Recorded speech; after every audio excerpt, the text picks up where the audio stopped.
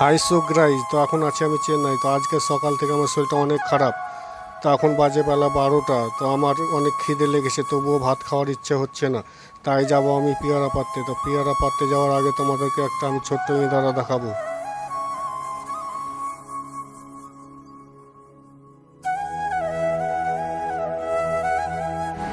এই ইঁদারাটি হলো আজ থেকে প্রায় 500 বছর আগের পুরানো ইঁদারা।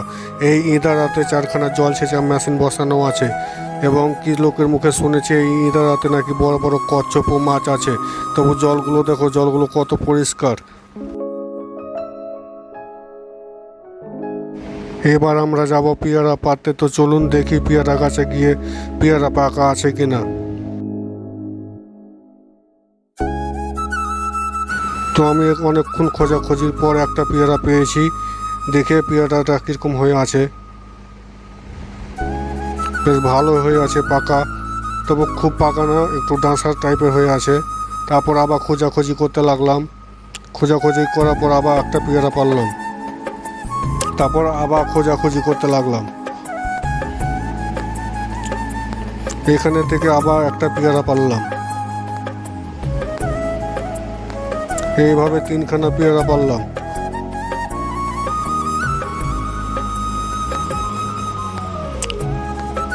তারপর পেয়ারাগুলো হাতে নিয়ে ঘরের দিকে রওনা দিলাম। চলো ঘরে গিয়ে দেখি কি করি। এবার আমি নলের কাছে এসে পেয়ারাগুলোকে ভালো করে ধুয়ে নিচ্ছি। ধুয়ে তাড়াতাড়ি করে কাটবো।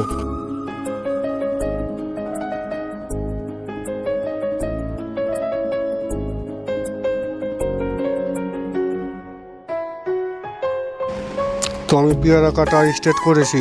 তো পেয়ারা কে কে খেতে ভালোবাসো, তো অবশ্যই কমেন্টে জানাবে।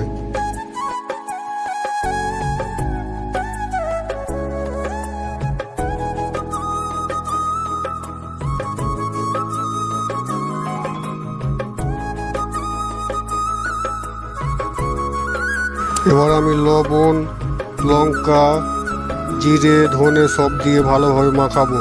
মাখিয়ে তারপর একটা আমি কাঁচা লঙ্কা দেবো।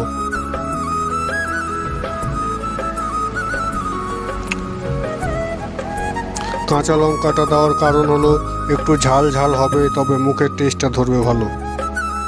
এভাবে আমি লঙ্কাটা কাটা শুরু করলাম।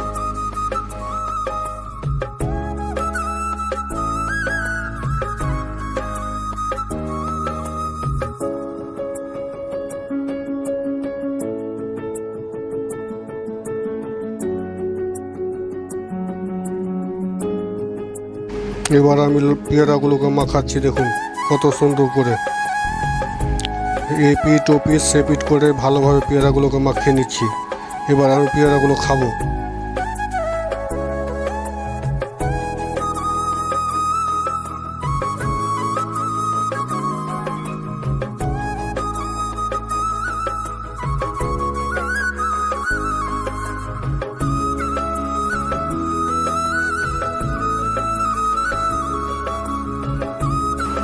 তো পেয়ারাগুলো আমি খেতে লেগেছি, সেই স্বাদ, এত স্বাদ কেন পেয়ারাতে।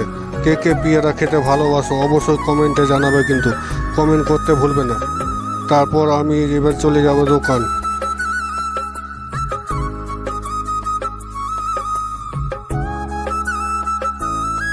পেয়ারা খাওয়া দাওয়ার পর আমি অবশেষে চলে গেলাম দোকান থেকে 10 টাকা দামের একটা ঠান্ডা কিনে নিলাম। তারপর আকাশের অবস্থা খুব খারাপ, অনেক রোদ পড়েছে। তাই আমি সহ্য না করতে পেরে আমি একটা ঘরের তলে এসে দাঁড়াবো।